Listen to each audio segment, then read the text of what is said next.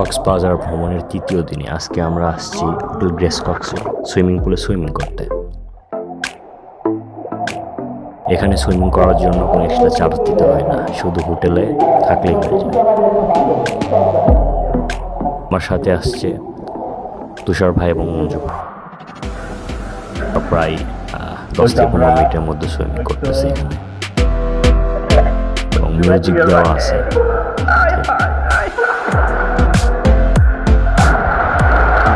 আজকে আশেপাশে লোকজন কম থাকায় ভিড়টা অনেক কম, সবাই বিচে চলে গেছে। এই জন্য দিনের বেলা সুইমিং করলে সময়টা ভালো পাওয়া যায়।